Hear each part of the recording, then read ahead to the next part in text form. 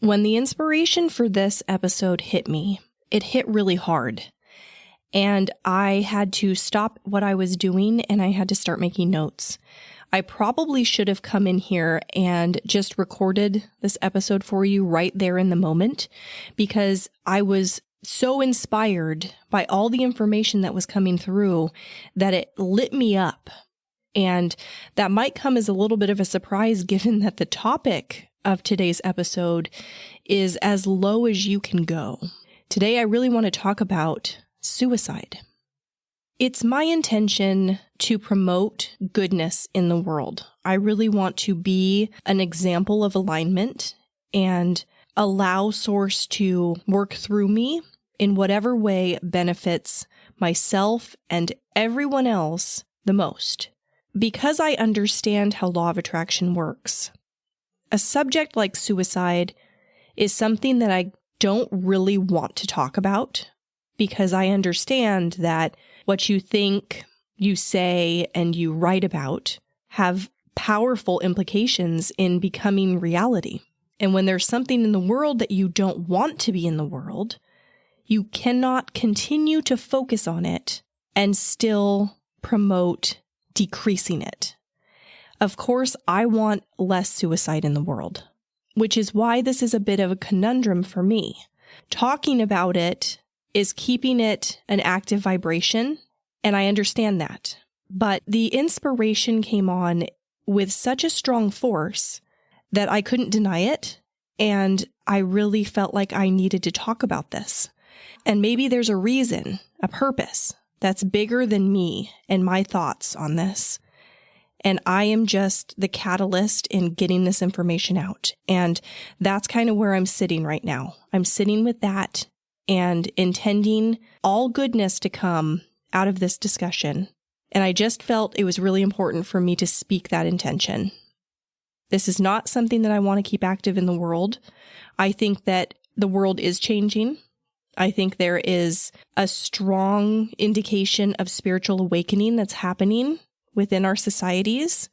And I think that eventually suicide will become extinct as people come into their own alignment and they understand more about their emotions, what they mean, why they're occurring, and how to get out of those low states and back into feeling good. When people understand that better and they are practicing it on a regular basis, suicide will be a thing of the past. This all comes down to a greater understanding of what our emotions really are and how to control them.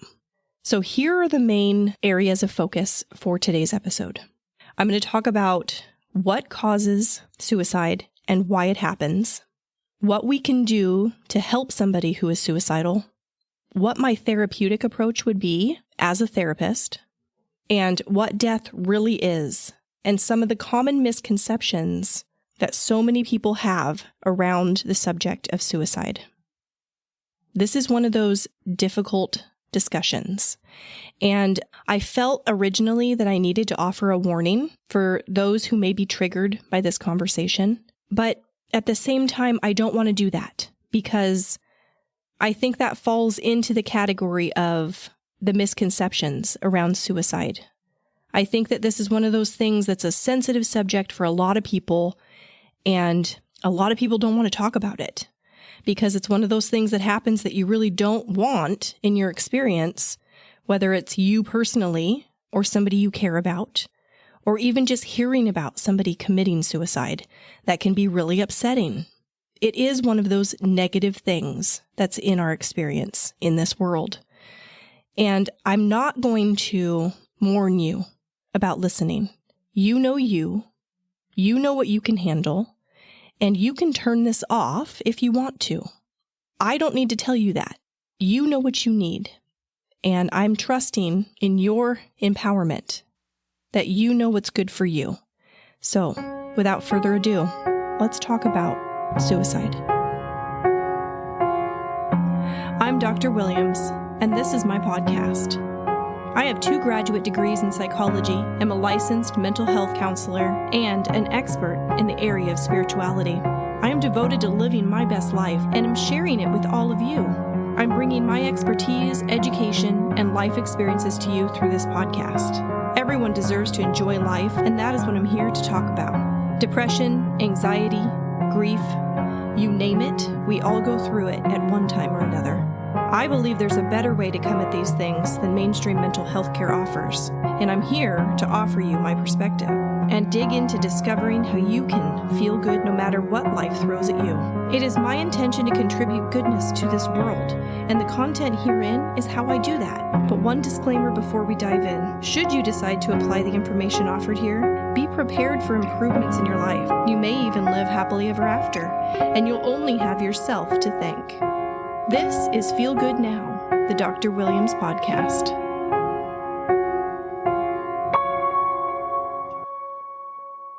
There is only one cause for suicide.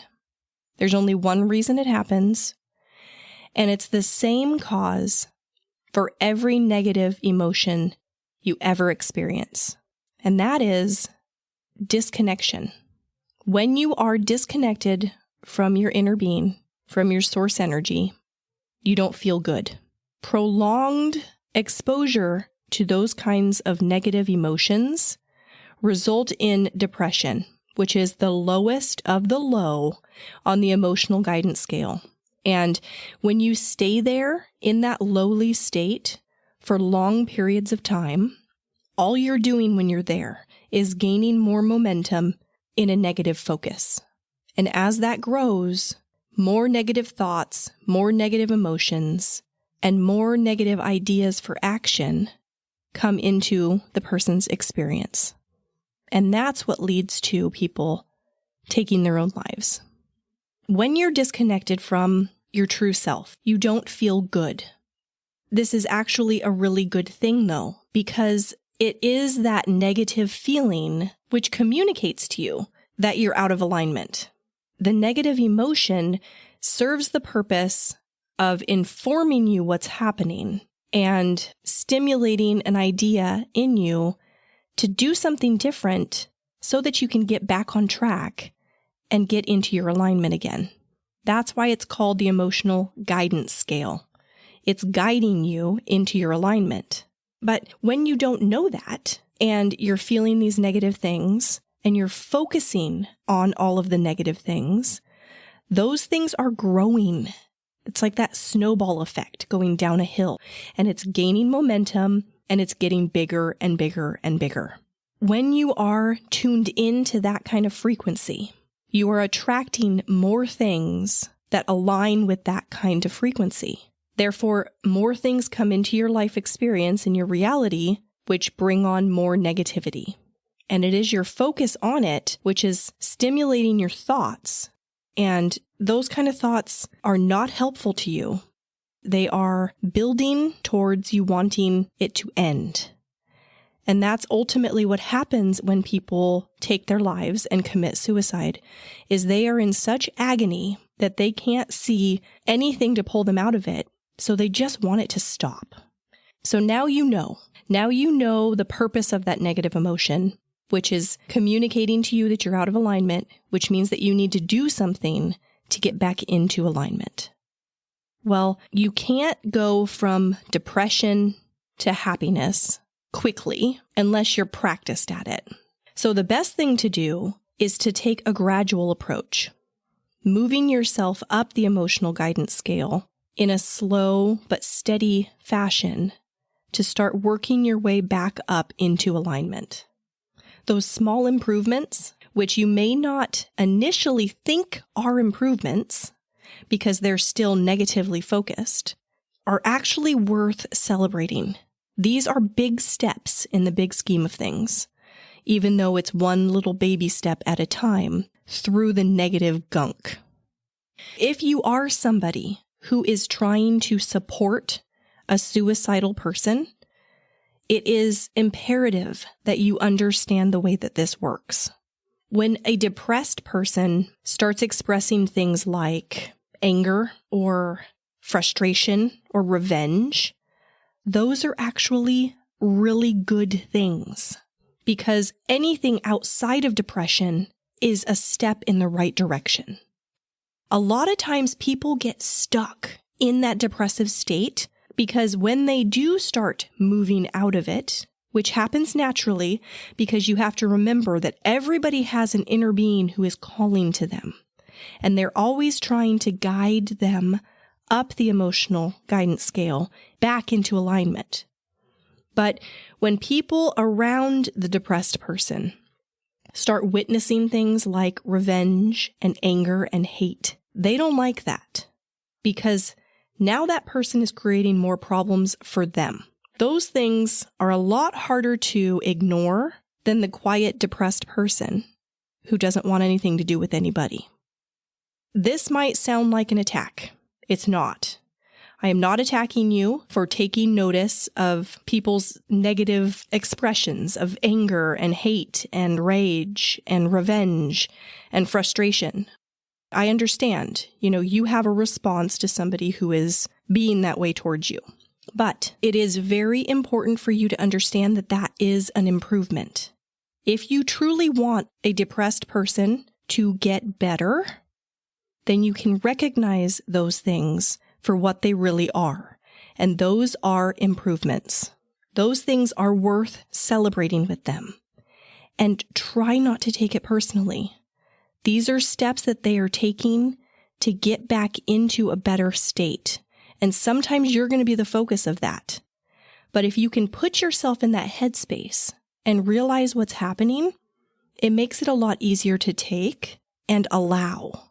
And if you are embracing this and you can take that anger and that hate and that revenge from them and know that that's just them working their way up the emotional guidance scale, it makes it a little bit easier for you in your experience to not lose your alignment while that's being focused at you. These gradual improvements save lives. That's why I'm saying the anger and the hate is a good thing. This person who is depressed, if they stay there, the chances of them committing suicide are far greater than when they're angry or hateful or seeking revenge. Okay, so here's the thing though. If you are working to help a suicidal person, this is tricky stuff because it all comes down to how receptive the person is. I've talked about the receptive mode to you guys before, and it correlates with the emotional guidance scale directly. The lower that you are on the scale, the less receptive to receiving what you want.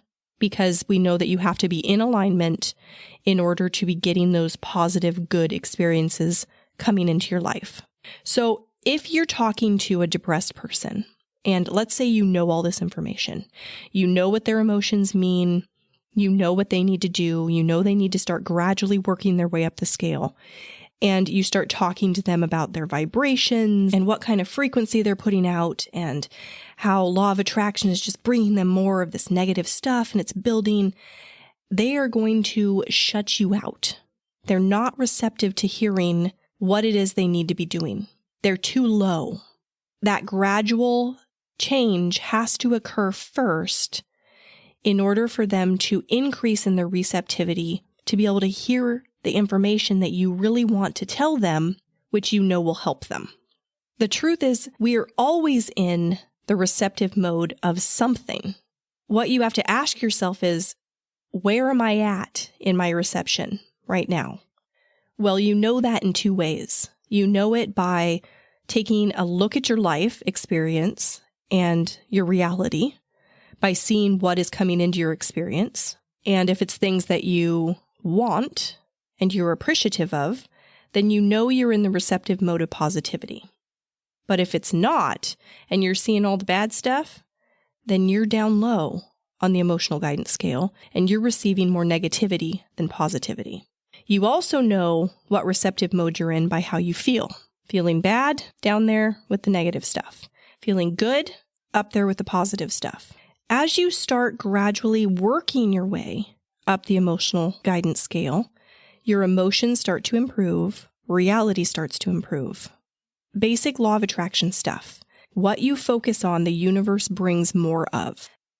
That's why in the episode on depression, I talked about you got to depression by focusing on all the negative stuff. You have to turn that around to pull yourself out of it.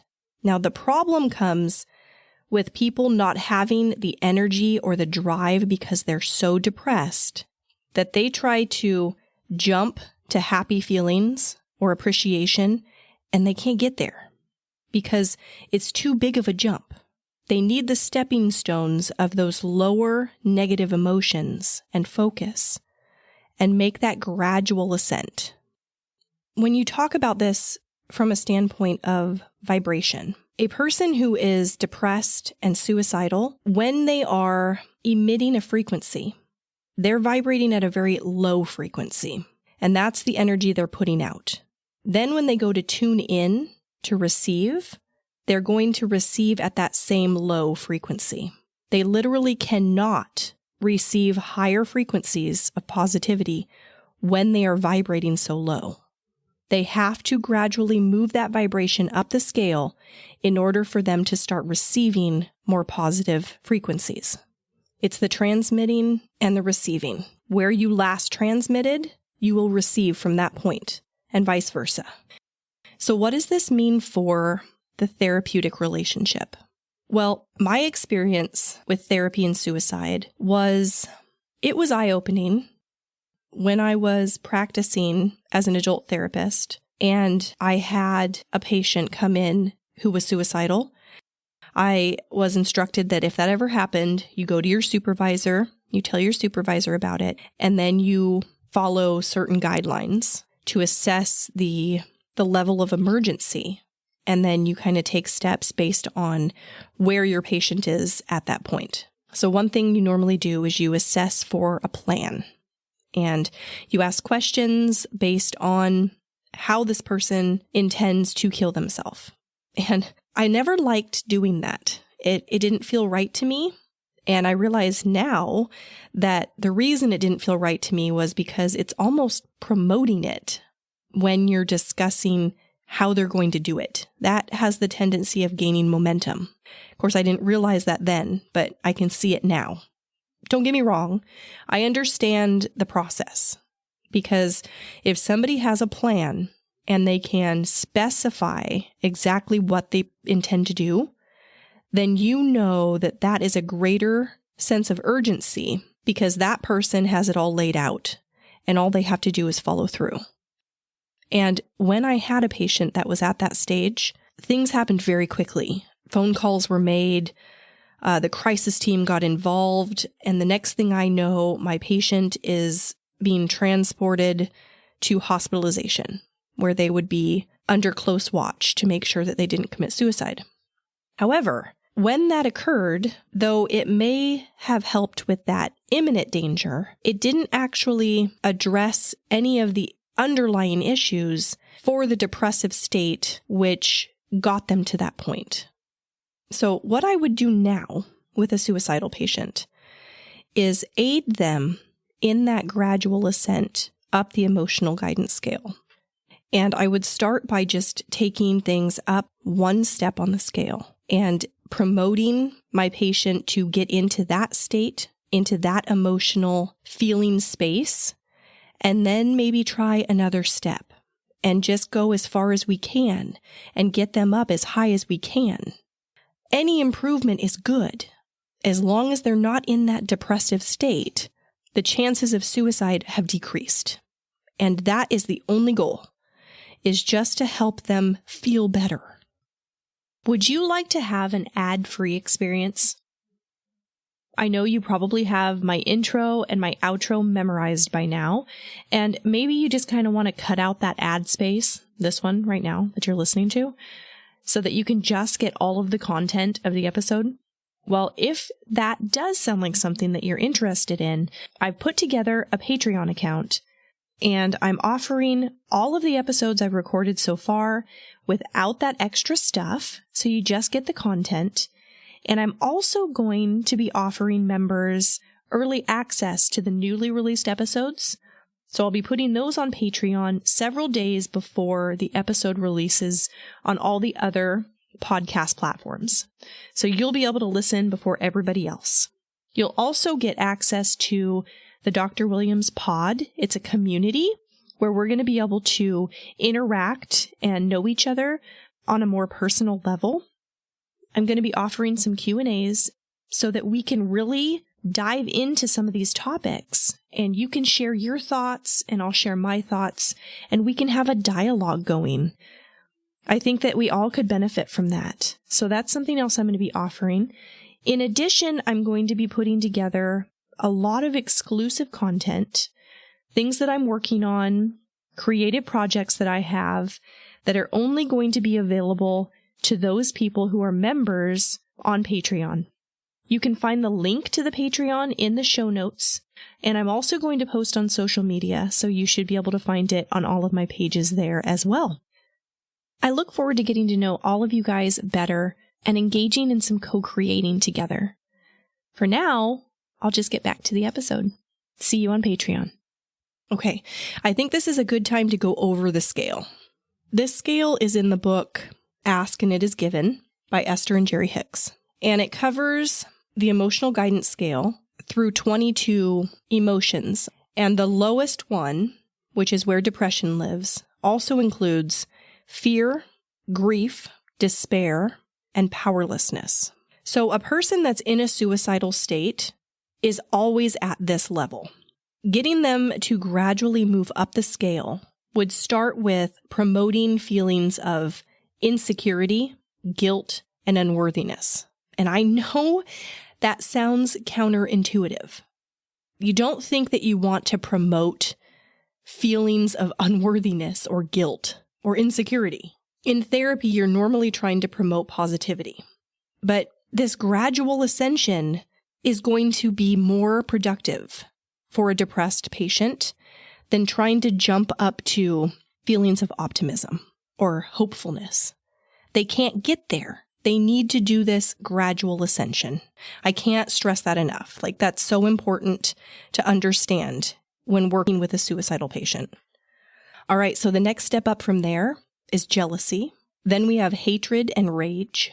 Then it's revenge, anger, discouragement, blame, worry, doubt, disappointment, overwhelmment, frustration, irritation, and impatience, pessimism. And this is where we start to see a really drastic kind of change. So we go from pessimism, and the next one is boredom. Now, between pessimism and boredom, can you see how boredom is a lot more positive than pessimism? Above boredom is contentment. So now we're really starting to feel better. Then we have hopefulness, optimism, positive expectation and belief, enthusiasm, eagerness, and happiness, passion, and then number one, which is joy, knowledge, empowerment, freedom, love, and appreciation. Do you kind of get a feel for how that can really help somebody? You see where they are, and you meet them there, and then you try to promote this gradual step up. Even if you can only get 2 or 3 steps up from depression, that's huge. That person is not going to kill themselves unless they fall back down into the depression, which is highly possible because it all comes down to what you focus on. But you cannot take this on as your own problem either. You're helping in the way that you can help, but you do not get to assert your desires on somebody else for their life experience. And somebody who is dead set on committing suicide is going to commit suicide. As a therapist, you must attend to your own vibration first. That is most important. Do not allow yourself to lower your vibration down to meet where your patient is. You do them the most help by vibrating as high as you can and be that dominant vibration in the room. That alone helps attract the raising of their vibration. You also have to just have faith in them. Know their empowerment. Know that they have an inner being who is calling to them. The energy of creation is within them, calling to them. Trust it. Trust in their guidance. And you cannot invest in outcomes. That is the biggest way to let yourself down. You cannot take their alignment on as your responsibility, because doing that is going to pull you out of your own alignment. And now you're in no place to help them. You put yourself at risk at losing your own alignment when you do that. Let's say now they've done it. They've gone and they've committed suicide and they're not here physically anymore. We have to talk about what death really is.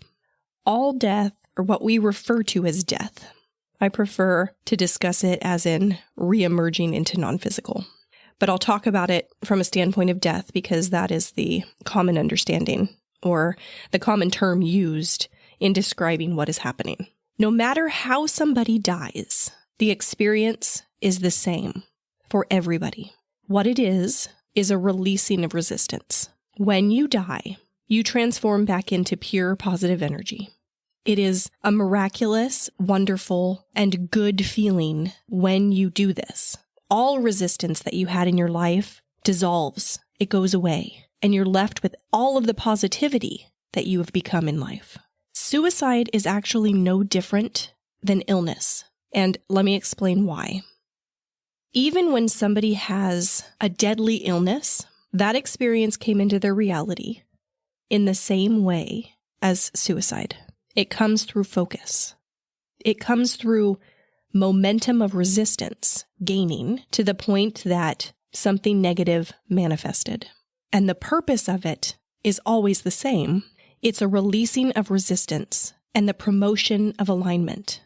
Whether you know it or not, we are all striving for alignment. We all want that good feeling place where we're enjoying our lives. So many people are not experiencing that, but they don't understand that it's their focus that is keeping them away from it. And it is their focus on the negative, which is promoting other aspects of negativity to become real in their experience, which then eventually builds to the point where they can't stand it anymore, and they let go, and they do what we refer to as die. And at that point, all of the resistance is released, and they have achieved alignment. Now, it is not necessary for that to happen. If you know that achieving your alignment is possible in this physical life, and you practice the things that I talk about on this podcast, and you achieve your alignment, and you become a deliberate creator of your own experience, now you're just enjoying all the physical aspects of life while you are tuned in to your true self. Now that's ideal. That's how we all want it to be. But for those people who don't understand how it works, they still have an innate desire for alignment. And sometimes the only way to achieve that is for them to reemerge back into non-physical, is for them to die. Because in that death moment, they get everything they've been seeking. They get the release of the resistance, and they get the full alignment of who they really are. And that's all they really wanted. But the reason I am doing this podcast and why I'm talking about these things that are hard to talk about is because there is a different way. You can achieve your alignment now in this life, and you can enjoy your life.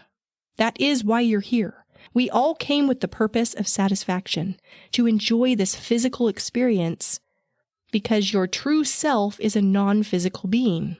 Being here is a gift. You get to experience all these wonderful physical things, and then when you're ready, whether that be through illness or suicide or an accident or whatever happens, you reemerge back into non-physical. You are the fullness of who you are now. And then you come and you do it again. Life is eternal. There is no real death. Those who have chosen suicide as their means of reemergence, they continue to live, and they always will. What the Bible says about it? No. There is no hell, you guys. There's no hell. There is only non-physical and physical. If you know somebody who has committed suicide and you are fearful for their eternal damnation, you don't have to worry about that. They are nothing but pure positive energy now, and they're with you. They are with you right now. You just have to tune into the place where you can feel them. And you can't do that when you're angry or you're missing them, or you're confused about why they did it, you have to let all that go and find that good feeling, loving place with them in mind. And then you will feel them again. You will. The truth is, when somebody does commit suicide and they reemerge back into non-physical, they feel silly for have chosen that, because now they know everything, because now they are all that they have become and they understand why they were really here. But they also appreciate that now that they're back in non-physical, they're able to be with you in a more whole way than they could in physical life. They're pure light now. And therefore, if you're down here waiting in the darkness, focusing on their suicide, or being angry that they did that, or the fact that you found them and you had to go through that experience, and you're regretful about what you could have done, and you hate them for doing it, and you're angry about the children they left behind, or the fact that they didn't try, or that you didn't try, and that you just let them be depressed instead of angry. Whatever it might be, you won't find them there. You have to release that resistance. The only way to connect with somebody who is in non-physical is to find a place of non-resistance now, here, in your physical life, and then focus on them. If you can do that, you will find them. And then you won't have to listen to anything I'm telling you. You'll know it for yourself. They're waiting for you in those happy memories that you have of them. They're waiting for you in your physical experiences that they enjoyed with you when they were on earth. They're waiting for you in the feelings of love and appreciation. If you can tune into it, you will tune into them. No one's ever gone. They're with us. They're all with us right now. And it doesn't matter how they chose to die. They are there, and we can be with them right now. The other misconception that I wanted to touch on is that of selfishness. Now, a lot of people like to accuse people who have committed suicide as being terribly selfish. And they say things like, how could they have done this to their family? They just left their body there for one of us to find with this note that didn't really explain anything, or they didn't leave a note at all. But it's actually their lack of selfishness which led them to committing suicide. Because true selfishness is being aligned with oneself, and they were as far out of alignment as they could possibly be. If they had been selfishly themselves, they would never do something like that, because being in a state of alignment only promotes wellness, and somebody who can commit suicide is not in wellness. They are not in a state of selfishness. Actually, oftentimes, when people commit suicide, they have convinced themselves that they are doing the world a justice by removing themselves from it. People actually believe that, and that all comes down to that momentum, that focus on the negativity, which is promoting thoughts which gain more momentum in that negativity. People who commit suicide believe that they are helping the people in their families and their friends. They believe that they're doing something good by taking themselves out of the world. It's the negative momentum going. They're out of alignment. They're not in their state of selfishness. They're not being their true self. If suicide has touched you directly, whether it's your own attempt or externally through someone else, you undoubtedly have some negative feelings about that. I'm not going to suggest that you do anything with that. That is yours, and this is your life experience, and you have to direct it. I will say this, and this is kind of how I started this episode, with the disclaimer about your focus and how that promotes something being created in our life experience. If you want to see less suicide in the world, you have to take your focus away from it. I mentioned how making this episode was creating some conflict within me on that, because I understand that that's how it works. I really do not want suicide to be part of our reality. I want to promote wellness. And I hope that that is what you get out of listening to this episode. I want to promote law of attraction at work in everybody's life. But I also have to have these difficult conversations in order to reach the people that want to apply this knowledge to these topics. So that's what I'm trying to do. But the more you focus on something, the more you're promoting it. The most important thing in life for anyone, including somebody who is feeling suicidal, is to care about how you feel. When you care about the way you feel, then you are motivated to do something about the way you feel. And everybody wants to feel good. There's a lot of not caring that comes with depression. A lot of times when people are feeling depressed, it seems like they don't care about anything. But you know that isn't true because prolonged depression leads to suicide. And suicide occurs because that person wants to not feel anymore. They want to not feel the negativity. They want to not feel the pain. They do care about the way they feel. They do. They want to feel better. But they don't see how they can do that in any way other than ending it all, which isn't true. There is a different way. You just have to take those baby steps. Make that gradual ascent up the emotional guidance scale. You can do this. You can move from depression to guilt. You can do that. You can do that. You can move from guilt to jealousy, and from jealousy to rage, and from rage to revenge, and from revenge to anger. You can do that. It just comes down to your focus and the intention that you set for yourself. There is no need for you to end this life that you wanted so badly. You're here because you wanted to be here. I know you want to feel better. I know you want your alignment. You can do this. You can. You don't have to end your life in order to release the resistance. Meditate. Stop thinking altogether. That one practice will get you back on track. I truly believe that as we continue to grow in our spiritual awakening, suicide is going to decrease and will eventually become extinct. Life is a joyful choice made by each of us, and we maintain that through our alignment with source energy.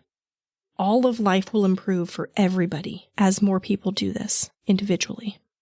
Until then, just know that everything is okay. Things are not as dire as you may perceive them to be. We are all striving for our alignment, and we all achieve it one way or another.